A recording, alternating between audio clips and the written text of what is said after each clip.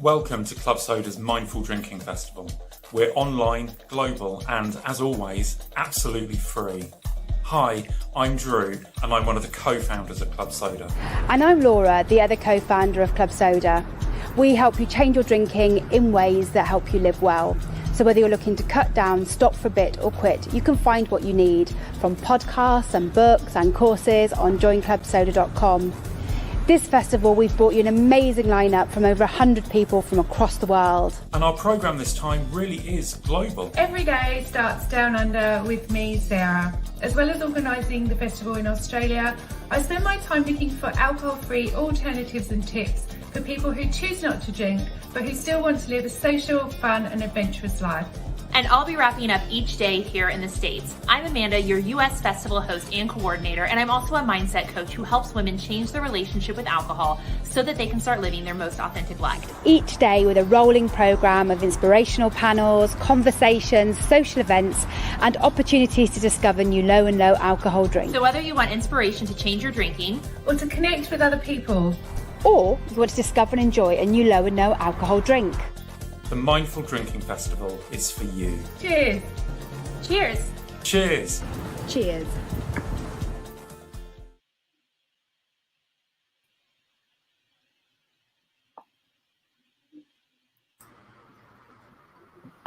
Hello everybody, we're really excited to be live, and I want to introduce you first to your host and moderator, who is the amazing Tawny. And let me tell you a little bit about Tawny. So Tawny's a bisexual New York City based writer, a public speaker and a podcaster who's been dubbed the Sober Sexpert by Ruby Warrington.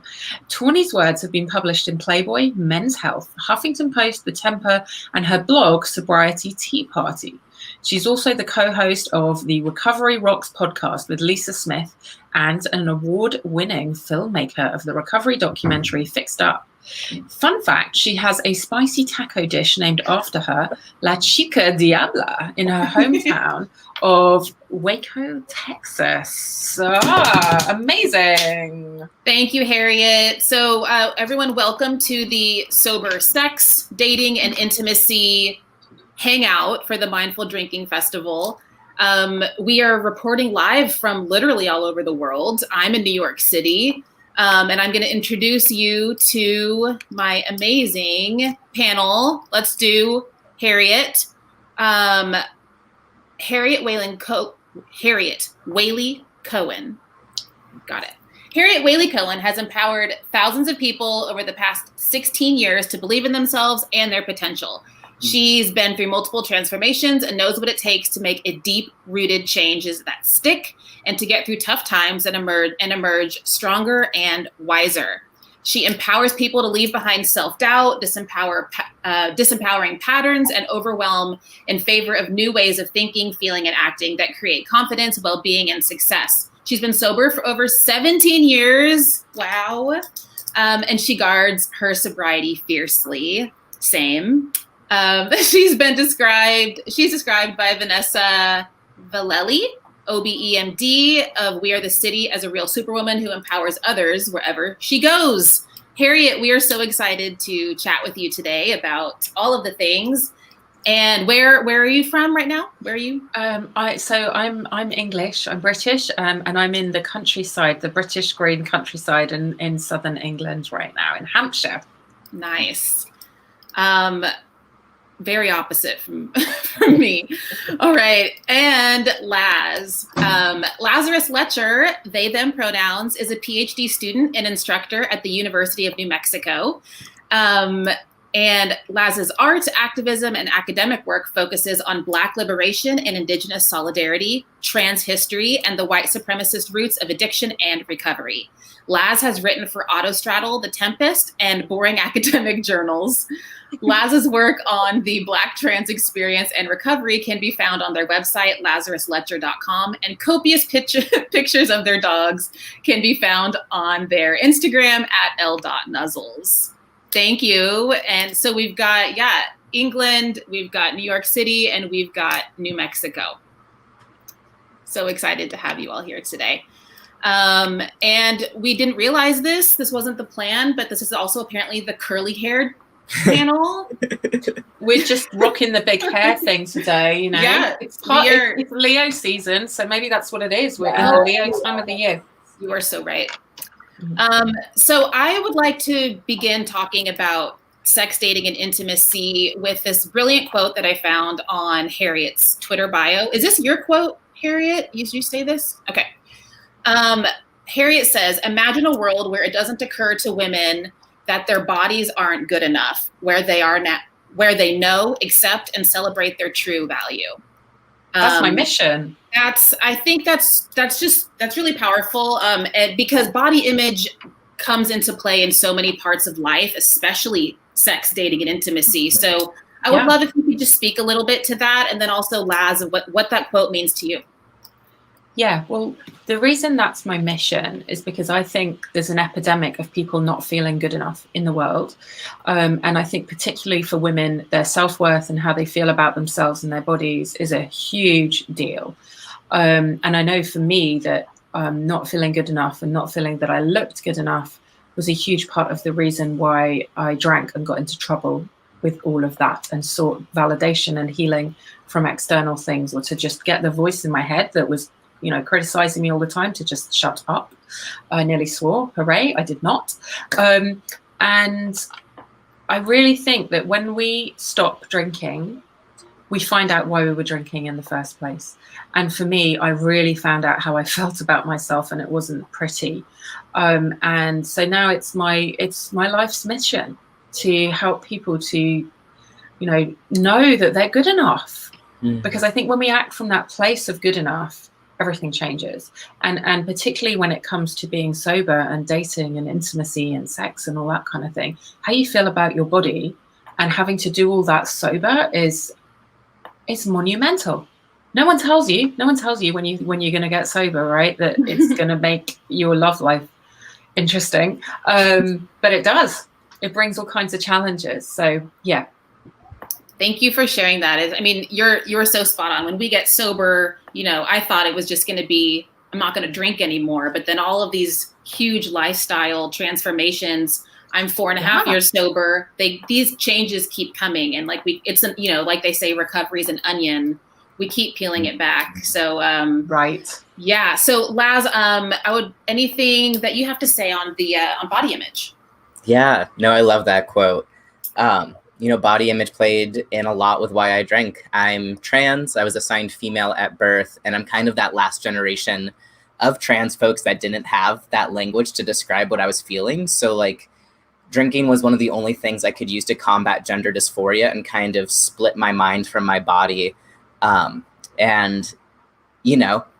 society definitely encouraged that. And once I did come out as trans, I thought my drinking would improve, but it's an onion. Like there were many things that were causing me to drink. But I've definitely made a lot more peace with my body in sobriety than I did even just with my transition. Like a lot of folks do like before and after transition photos. And I think my most dramatic before and after photos are like drinking to sobriety. Like hell yes. Wild. I'm like, who is that boy? Like somebody get them some help. But yeah, I'm super grateful for it. And we see we don't have a lot of data about trans addiction, but we know it's really high. And I think it is because of that body image root. And it's one of the few things we can do, especially for folks that don't have access to medical transition. Just numbing out is one of the only things you can do to feel a little bit of peace with your body. But I'm really grateful to be sober, for sure. We're grateful that you're sober as well. And if you're watching and you have any questions about what we're talking about, or for any of the panelists, feel free to shoot them in the comments. So Laz, I would love to keep that conversation going with body image, and so transitioning more into the sex, intimacy, dating conversation. How did your body image issues and the drinking, and how did that not so much, I don't want to hear about the struggle maybe, but like, what did you overcome? What, not that I don't want to hear about the struggle, but I feel like we spend a lot of time talking about the past. So I want to talk about, you're such a shining example of empowerment and confidence. And like, I want to know how you got there and how that translates to dating and sex and things like that. Ooh, that is a great question. So I have the honor and privilege of working at a feminist sex toy shop here in Albuquerque, Self-Serve Toys. So that has been very instrumental. I grew up in rural Indiana, which was like a very character building place to grow up Black and trans, but like abstinence only sex education. Thank you, Mike Pence. I tried to pray the gay away at fundamentalist Christian churches, and now I look like this. So it obviously like didn't work, thank God. But just being able to like own my sexuality and know that was okay was transformative in all of my healing, both in recovery, both with accepting my gender and sexuality. And for me, it's just been like really liberating, like dipping my toe in like the gay dude dating scene and like exploring casual sex and what's that like and how much better that is in sobriety, just with like safety, communication, just all of these things. And like being sober and having sex has forced me to be vulnerable, which I used to hate. But, you know, thank you, Brene Brown, for like pushing a whole generation to be vulnerable. And like, it's helped me overcome so much of the shame. You know, like I like to think of myself as this like radical sex educator, anarchist living in the desert. And like, still I'll have these like, you know, messaging that I got from these Christian boot camps bubble up to the surface. And, you know, for me, like sex is liberation and sober sex is like liberation plus. Yeah, I love that. That's a great quote right there. Harriet, how did your relationship to body image and dating, sex, you know, anything you feel comfortable sharing, how did that evolve once you got, not necessarily once you got sober, but, you know, you've been sober 17 years now. What's that evolution like? Well, without going into too many details, I experienced a lot of trauma in that area, actually, in my drinking and drug taking days. You know, I'm very open that I had quite severe drug addiction as well. And so when I came in, I was actually deeply traumatized. I know there's a big body of research out there that says addiction, you know, is a trauma response, and potentially that was with me as well. And so it wasn't that I got sober and everything was magically better. It took a number of years, and it actually took for me to be in a really healthy relationship where I felt safe before that started to really heal. And this is just my journey, but that was at around 10 years sober.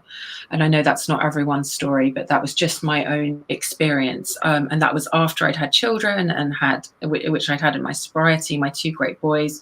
And so my body had changed in that way. And that was very difficult, actually. Very, very difficult to go through that healing journey at the same time as becoming a mother and at the same time as perhaps not being in the healthiest relationship. But it was later on when suddenly it was this great awakening. It was actually my one thing in my sobriety, that it was my never thing. I thought that is the one thing, I will never be healed in this area. And I thought I will never recover that part of me. And it was extremely painful and also very shameful.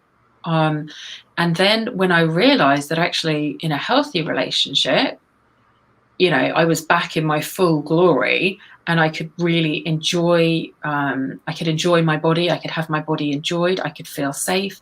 I could experience real pleasure. I could be really exploratory again and a bit crazy. It was absolutely fantastic, to the point where I actually started writing about it. And the person I was with at that time, we created a blog and we used to write all these incredible stories for each other. And then long after that relationship was gone, I was still writing all these stories. And then I created a meetup for women. And it's been a really important part of, because I think almost all of me got lost or traumatized or both in the drinking and drug taking years. And the sobriety journey for me has been about gradual reclamation of my soul and who I really am. And for me, I think the sexuality piece was one of the last pieces to drop into place. But my God, you know, it's just such an important part of who we are as human beings. To deny that, is awful. And so for anyone out there who's in early sobriety, or in their first few months or even first few years, who's really struggling with this stuff, you know, it's not a race, and I promise it gets better. I promise it gets better. It does. Thank you for touching on that. And speaking on, again, not going into too much detail with the trauma, but, when I got sober, I was hit in the face with reality, hardcore. And realizing a lot of the trauma that I've experienced that I didn't realize was trauma. I thought it was just part of being a woman. I thought that was just a date. I thought that was just what happened on it, just things like that I've really 100%. had time to think about. And that I don't know that I would have ever had that self-reflection if I didn't cut alcohol out of my life. And so I'm glad you brought that up. So another, on a more positive note, I wanted to talk about the pleasure aspect of it, where Harriet, you mentioned this a little bit, where, we were able to find pleasure again. And, I met my body for the first time. And Laz, I'm sure you have tons to say on this, where, I met my body for the first time, and I realized that I was faking orgasms for the duration of my sex life, and I was having sex a lot. Yes, I had fun, but a lot of the sex I was having was for other people. And it was one of my myriad ways to people please. And I was using my body in that way. And I was wondering if any of you had any similar experiences. Well, yes. Yeah, 1,000 times yes. I think that for me, because I deeply felt not good enough, that it was one of the ways that I could get attention. And for those few short minutes, I could feel desired and good enough. Except that meant that I compromised what worked for me. It was a trade-off, and that opened me up to all kinds of abuse, and very, very, painfully so. And it's just incredible not to do that in sobriety. I don't think, I've never had a sexual experience in sobriety that I didn't really want. I've never had something where I've woken up the next morning going, oh, what did I do that for? Yeah. I've always been present for myself, present for the other person, better able to communicate, and better able to understand truly what does excite me, and what kind of touch, what kind of experience I want, and also what kind of person I want to be with. It's amazing. It's like a spiritual experience, right? When it's with the right person, with all those pieces of the puzzle in place, it's incredible. Yeah, no, I totally agree. I could just listen to the two of you talk for the next 40 minutes and just be like, yes, absolutely, preach. But yeah, being fully in my body has just completely transformed sex. I just thought any sex was good sex and get it while you can, which is not how I operate at all anymore. And just oh, I actually know what my desires are. And for me, the big piece about sober sex is my communication is so much clearer. I want this, this, and this. I'll send someone a menu of what I want. And I'm what here works for you? And I've become a bit type A with my sexuality. And if people can't jive with that, then I don't want to fuck them. It's that simple. I respect and love myself enough to know I don't need to jump on the first person that's willing to sleep with a trans person. No, I'm hot as hell. No. I deserve great sex with people that will worship me in the way that I deserve to be. Amen to that.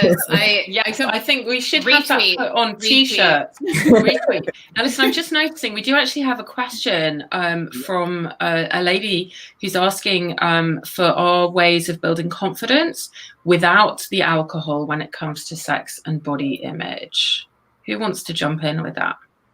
That actually reminds me of I do, the work that I do, writing and podcasting, talking about the topic of sober sex.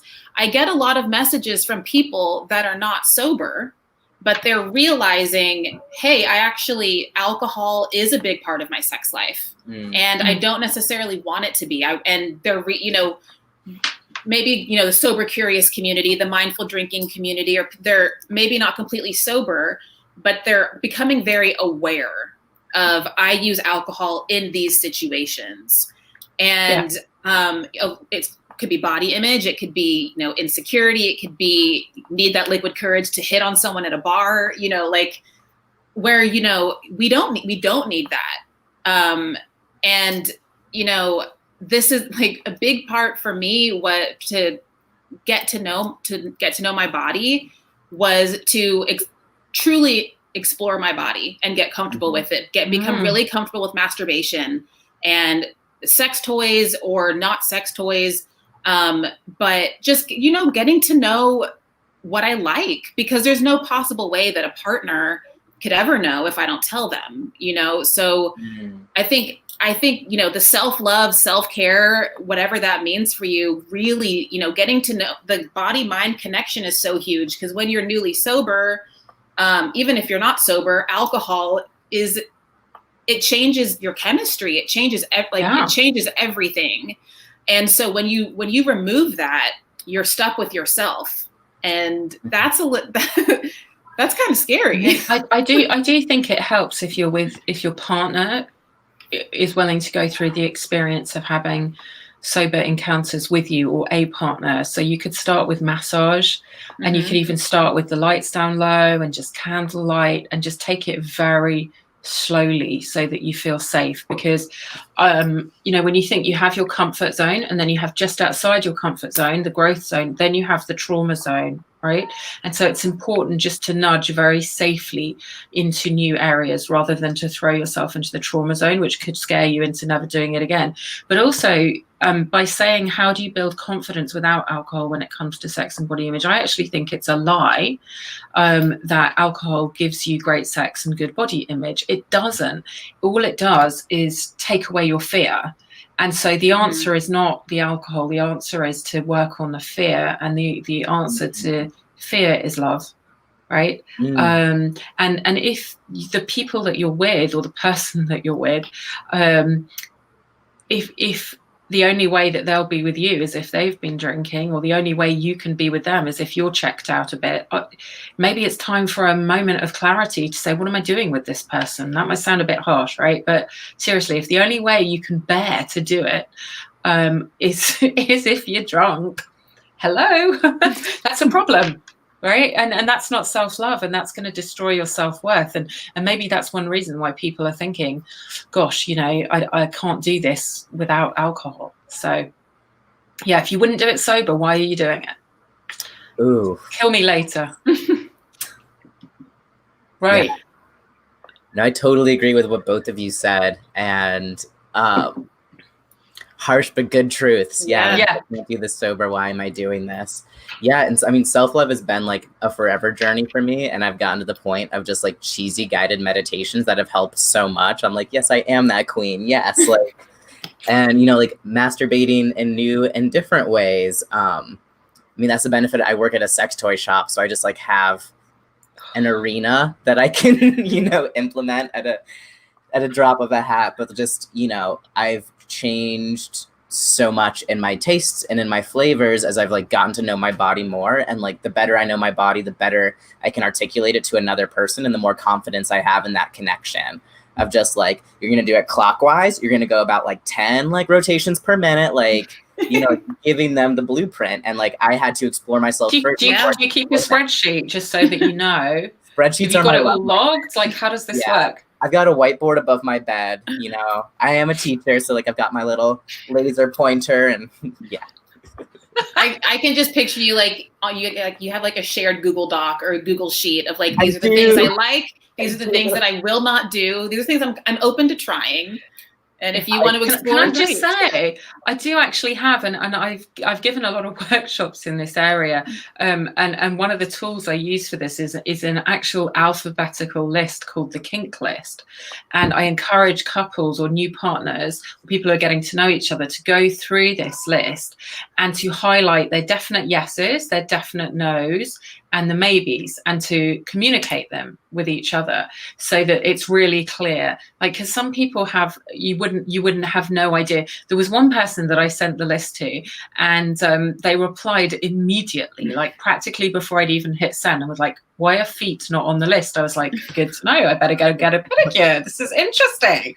And it's a list that's grown over time, but actually all we're talking about is communication, aren't we? It doesn't matter how you get there. It's just about having the courage to say, what you like, what you don't like, what you're willing to try, and be respectful of each other and have fun with it. And again, I think that brings us back to the idea that you need to be with someone that you feel safe to have that communication with. There's actual scientific research that's been done that shows that the safer women feel, literally the more aroused they can become. So safety and trust are the greatest lubricants. Seriously. Yeah. Absolutely. Safety and trust are the great lubricants. Someone please write that down and turn it into a meme, because that's amazing. We need some t-shirts for this session. We do. I'm glad that this conversation took a kinky turn. Yes. So I don't apologize for that. No, I think we're all very pro kink, or at least exploration in this room. Sobriety really helped me get to know my sexuality, like we've talked about, and just exploring kink, exploring, options. And one of the pieces I wrote for Playboy, I pegged a Trump supporter, and that was, satisfying. It was one of my favorite be on a t-shirt. Yes, so it's called Pegging for Politics, if anybody's watching and wants to read that. But that was, something that old me, I think, thought, oh, I'd have to be wasted to put on a strap on.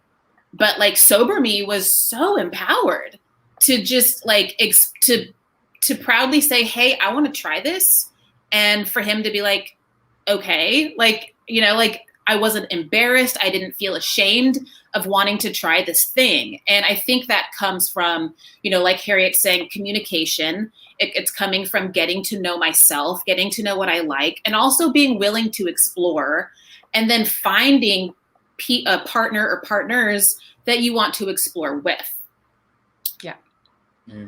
Absolutely. Yeah. And the kink scene was actually the first place I'd seen people being really intentional about sex and sobriety and play.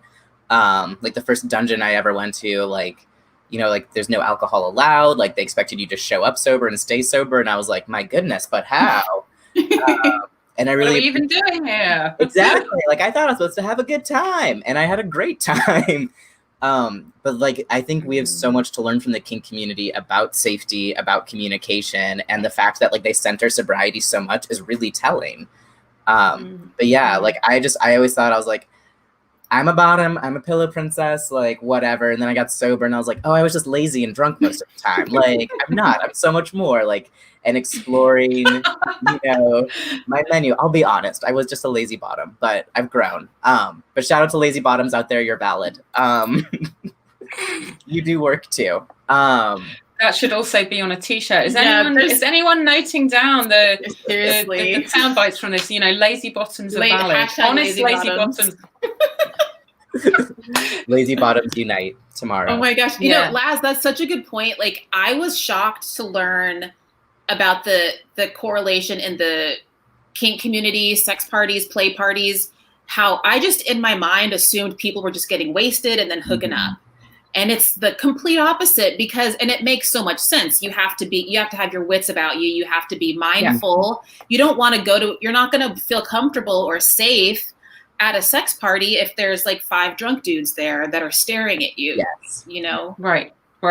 It's interesting because I went and explored that scene at about, 10 or 12 years sober, again, because I'd explored it, way many years before.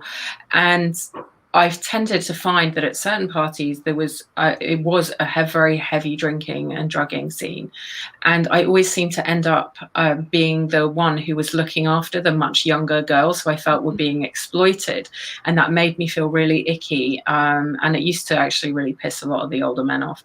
I'd be like, no, I'm going to take care of her. I'm going to take her to the bathroom and No, you're not talking her into this thing. But it was uncomfortable to see that a lot of these people were only able to do this thing when they were so checked out. It was how can they even consent to that?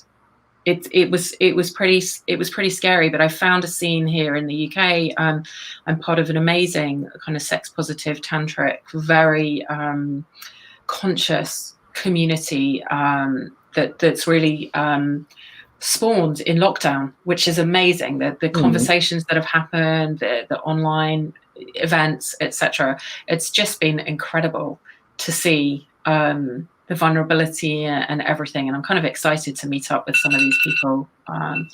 Gosh, is that our time warning? No, ignore it. Oh, nothing happened. But okay, before we move to, I want to end on dating, but real quick, since we're still talking kink, I'm going to keep it going for a sec.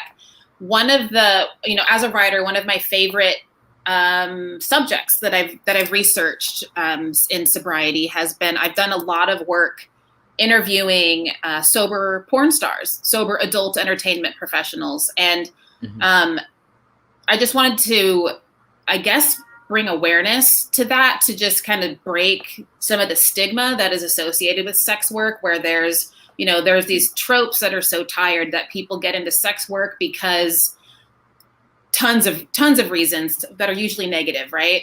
But there is a large percentage of people that are sober and thriving and doing really great sex work. Wow. Whether it's on the camera. I had no idea. That is incredible to hear. If you're watching and you want to learn more about, tawnylara.com, I've done some profiles on some people, and I think it's just a really fascinating topic to just, I feel like we all like smashing stigmas here. And so I just wanted to slide that in.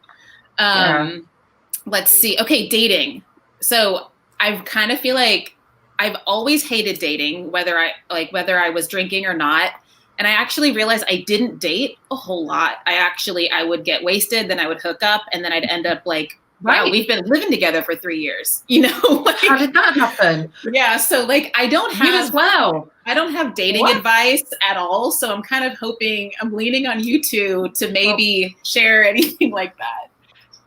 Well, it's interesting because I was dating a bit on and off after I left my marriage and all of that. But I was badly injured 4 years ago and was kind of thinking about getting back on the dating scene when I had a breast cancer diagnosis almost 2 years ago now. And I'm fine now, but I have had major surgery and I have all kinds of interesting scars. And I also have a beautiful large tattoo now that covers most of my scars. And it is kind of, I think that the beauty of sober dating is your level of consciousness and being able to honor yourself and know what feels good and doesn't feel good. And I've done quite a bit of work around, in fact, I even gave a workshop for Club Soda on this at the very first ever festival a couple of years ago, on knowing the right kind of person for you. And it isn't about having a checklist, but it also is kind of about having a checklist and knowing what your values are and what's important to you and what you want and this, that, and the other, so that you know very quickly whether someone you're chatting to online or you meet them in person or on the phone, whether you know that they're going to be a good match and whether, you're going to be able to honor each other. And I think that's one of the great things, is that it's very much about knowing yourself and honoring yourself. And again, that's about the courage to communicate as well. And it's also a real leveler, because I'm very straight up right from the start, and people are like, oh, let's go for cocktails or let's have a glass of wine. And I'm like, let's not. Or yes, you're free to go ahead, but I don't drink. And the number of times someone's just deleted me without saying why, as soon as I've said that I don't drink, and I'm like, okay, great. Someone else that I don't need to bother wasting my time with, because drinking is too important to them. But I think early on, maybe that would have been really hard to take and think, am I only attractive if I'm drinking? Right. But if anyone who's only interested in you if you drink, they're not the right person. Yes. Yeah. I don't know if I have much dating advice. Since quarantine, I've started dating 2 exes. So I'm obviously the model of relationship goals. Yeah, I'm just building my apocalypse pod. Yeah. I mean, one can bow hunt, the other's a doctor. I'm set. This sounds great. It's pretty good, but does it treat you right?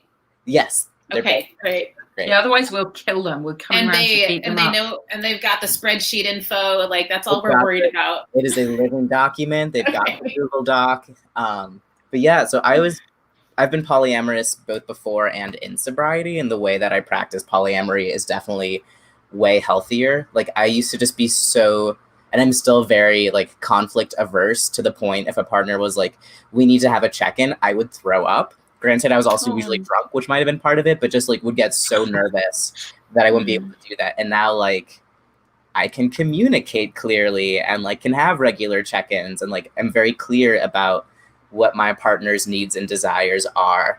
And then like, you know, it's been fascinating going from like the lesbian dating scene to like the gay dude dating scene. Like I traded like U-Hauls for like one-time hookups where I might remember your name. Like it's polar opposites. And it's been like a really interesting exploration, but like one of the amazing weird things that happened was Grindr, which is like probably the largest gay dude hookup app. And they've done a lot of work in the last few years to like make it a safer place for trans people.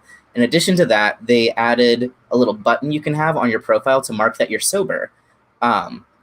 And so that was their big like Pride edition of last year. And I was out of town and I added it and I started getting all of these messages like, hey, we're having a sober Pride barbecue. Like, feel free to come. And just like, it's been wow. this way to build like sober queer connection. And so like right away before someone even contacts me, they can see I'm sober. And like, before I would go to even a hookup, I would tell people that I don't drink and just like, because I know I'm heightened. I know when I'm like in my hot brain that I might be harder to negotiate. So I negotiate beforehand and I say like, please don't offer me a drink when I'm there. Because I know I'll be amped up, I'll be anxious. And if they have a problem with it, I'm like, great, I don't want to fuck you. Thank you for weeding yourself out. And like, you know, people have to go through many filters before like, I know they're a safe person. Like I get fetishized a lot as a trans person and as a Black person. Like people hit me up to do realistic slave play.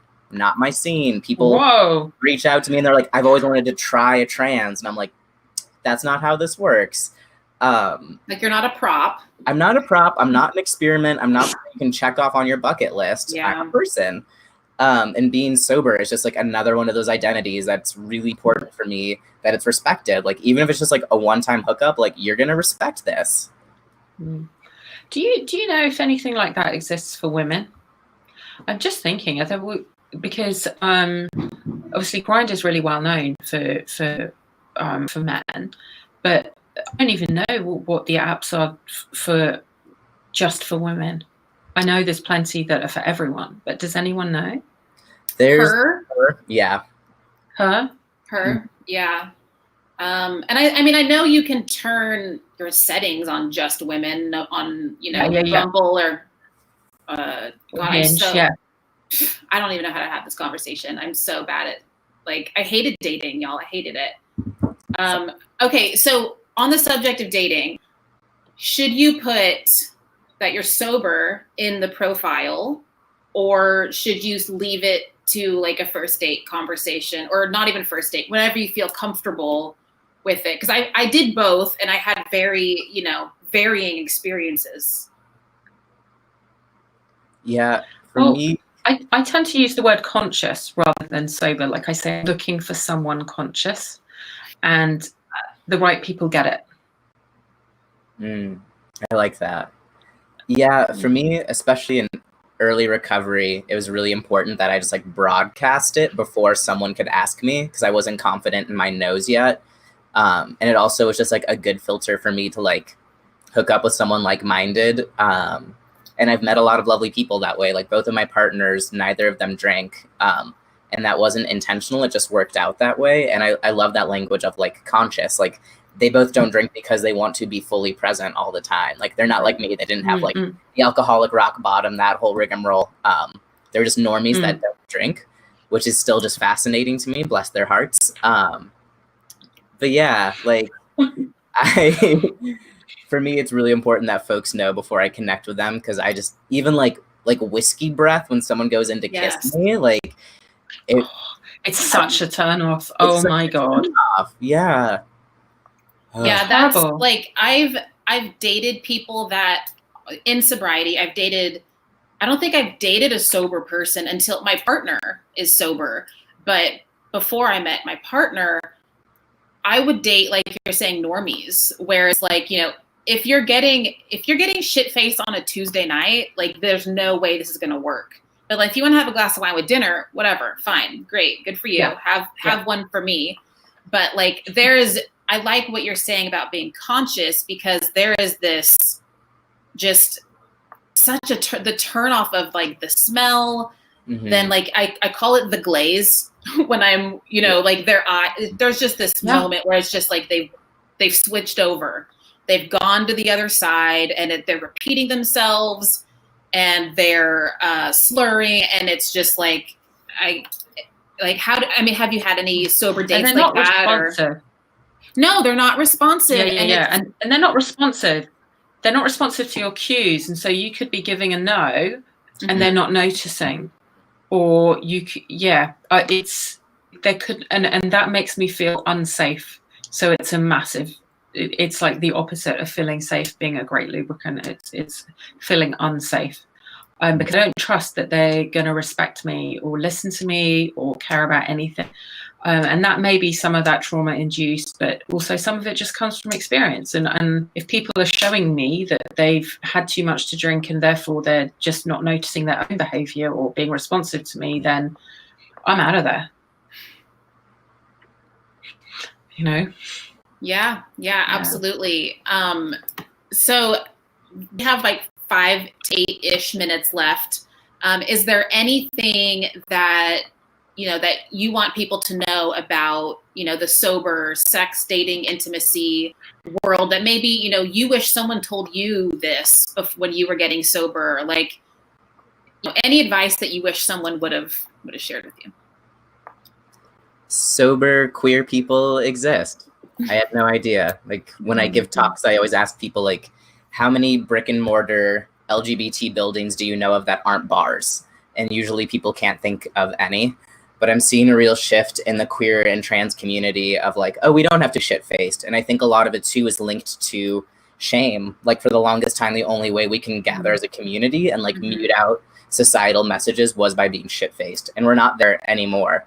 Like, I am wrapping up working at a queer and trans kids rock camp, like where I'm working with like 12-year-old out trans kids. Like, the world has changed. They are so cute. Today's the last day. That's amazing. Like, the world is so different from even when I was a kid. And like, I'm glad you brought up Stonewall. Like, that was a bar riot led by trans sex workers of color. Like, we've always had each other's back. And I think we're at a point where we can have each other's back in sobriety and being conscious with one another and like focus on our healing. Like, you don't need to get shit-faced to be queer. You can be sober and here. Did you mean to rhyme? I didn't, but it happened, and I'm glad it did. I love that. That's brilliant. And you're so right on that. The queer community, it's just been like the one place you can go to be safe is a bar. And that I'm so grateful to hear you say how it's changing. And like, I haven't been in a bar scene in so long. So I'm so out of that loop. Like, I was a bartender back in the day, and like, I'm in a whole other episode where, that party girl life that I think we've all had. But I'm just so happy to hear you talking about like the kids camp and how that they have you to look up to. I mean, like you were saying, you were you're the last generation to not have this language, and to see how much that's changed is so powerful. And, you bring that into even the sober world where, when I was, not even growing up 5-10 years ago, it's either you're a normal drinker or you're an alcoholic who goes to AA, and there's nothing in between. And so I'm grateful for events like this, Club Soda, mindful drinking festivals, the Sober Curious movement, to where it's okay to acknowledge, hey, I want to change my relationship to alcohol. Maybe I don't want to stop drinking forever, but I am aware of how my drinking is impacting my life. And I think that's really cool. It's super cool. I mean, I know when I was at when I was a teenager, and certainly when I was at university, it was absolutely the case that like the cool people were the ones getting utterly trashed. And now I do think that consciousness and being awake and sobriety, I think they're the new cool. I think health is the new cool, right? It always used to be and nerdiness and geekiness and you know, intelligence. I actually think that what's cool has shifted, which is amazing because it brings us into being like the lead, you know, we're the flag bearers of the cool people. Yeah. And what was your tip for newly sober people that are, you know, anxious about dating and sex and all the things? It gets better. If you are so anxious about date or about a relationship or about having sex that it's going to mess with your sobriety, it's not worth it. Don't compromise your sobriety and your self-worth for an encounter or for a relationship. It's definitely a massive red flag about the quality of the relationship if that's the case, if you need a drink for it. So just watch out for that one. That's brilliant. That's a perfect way to end that. And I guess my advice would be, don't be afraid to try things, and, you know, wait until you're ready. You know, there's no rush. Don't rush into dating. Don't rush into sex. Don't rush into anything in life. But in the context of what we're talking about on this panel, you know, take your time and get to know yourself and explore your mind and your body before you even think about bringing other people involved. So I love that. So if you guys want to share your website or Instagram handle so people can find you. Sure. I have a personal or corporate facing Instagram, which is Harriet_WC, but I also have my personal development brand, which is a lot of fun, which is Self-Love and Sass. And it's for ambitious women who want to have greater success in their life by firing up their sass and deepening their self-love. And that's at self-love_and_sass. So that's how people can find me. Very cool. What about you, Laz? I love self-love and sass. Yeah. Yes. My twin twins. Yes, baby. Because when you don't feel good enough, it's also serious, right? Yeah. But when you feel good enough, you get to be playful and a bit cheeky. And I think like that was the tune of this whole panel, I think, was the sass, self-love and sass. Woohoo! You can find me and my dog, and I usually post the articles that I write on there too on Instagram at like the letter L.nuzzles, like you nuzzle an animal. It's a lot of nature pics. It's a lot of gratuitous shirtless pictures of me. It's a good time. Woohoo! I'm going to join right away. That's awesome. Yes, I fully endorse following both of you amazing humans. And you can find my work, tawnylara.com, my blog, sobrietyparty.com, sobriety, where I've been documenting my sobriety since I quit drinking in 2015. And podcast, Recovery Rocks. And my Instagram at Tawny M. Lara, M for Michelle. So thank you all so much for having such a, could be seen as taboo conversation, but I love that we're all just like past that. We're just like, let's talk about kink and like, let's just get real. I'm so glad we got to have this conversation in such an open way. Me too. It's been amazing. I'm actually grateful to Club Soda for inviting us, because now I know you two incredible humans. Yes. And I'm excited to stay in touch and find out more about what you do. And I honestly, I feel like we should have a pajama party now, the three of us, and just like talk about everything. I'm like, I want to know everything. I know, same. So we could do a Zoom pajama party. I love it. I'd love that. I'll plan my outfit now. Yes. You'll what? I'm going to plan my outfit now. I support that. If you could, yeah. Glitter. I support that. Bring the glitter. So thank you to everyone who's watching. If you came late, you can access the video of this later. And thank you all so much. Have a wonderful, wonderful weekend. And thank you to Club Soda.